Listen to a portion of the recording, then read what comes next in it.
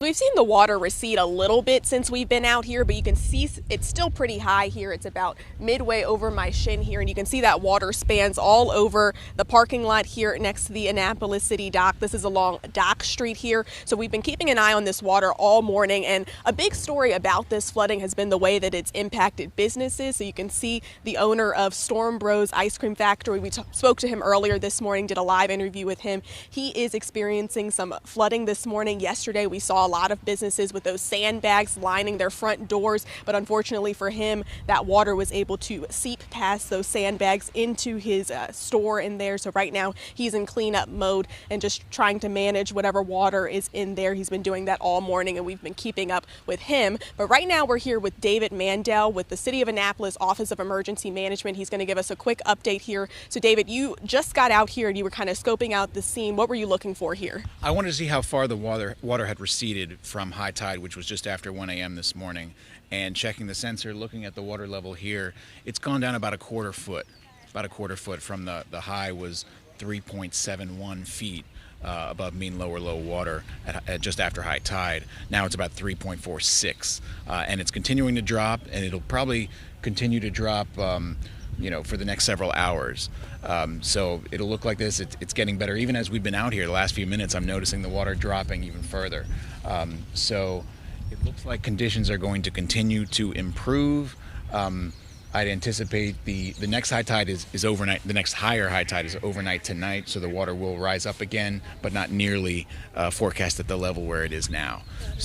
You were kind of giving me an idea earlier today of at its highest point, we were 2.5 feet above what's normal. Is that correct? That's exactly right. Now, we don't really see too many impacts until we get beyond 2 feet above the normal, high tide level, not low tide level, excuse me. And so we hit about 2.5 plus feet above, and that's where we get Dock Street, as you see, closed. I know you've been here all morning. You see some of the cars out here.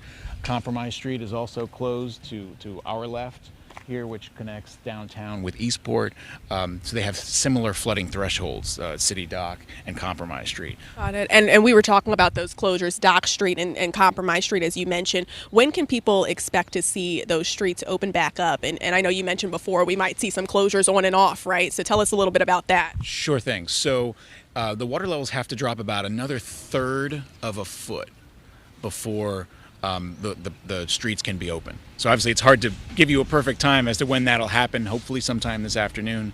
But something to bear in mind is that when the high tide comes back around again, overnight tonight, it'll rise up again. Not at the level that we're seeing now, but we could have intermittent road closures is what the public needs to know. But for now, this is the worst is over and the water is receding. That's the good news. We just have to bear through this and wait for it to recede another third of a foot, and then it'll be open again with shorter possible closures tonight when we hit high tide again. But the water is going to ebb and flow as it recedes in general, but the worst is behind us. Got it. And I heard our friend over at Storm Brothers Ice Cream Factory come over and ask you about the pumps and how well those were working during all of this. Can you give us an update just on what you've observed since you've been out here with the pumps?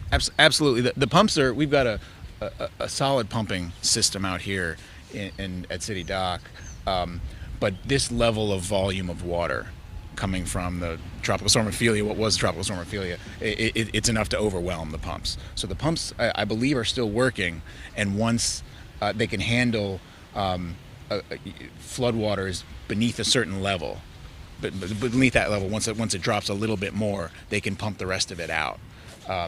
So that's what's going to happen here. Thank you so much, David. We really appreciate you taking a few moments to chat with us as you kind of come out here and scope out the scene as well.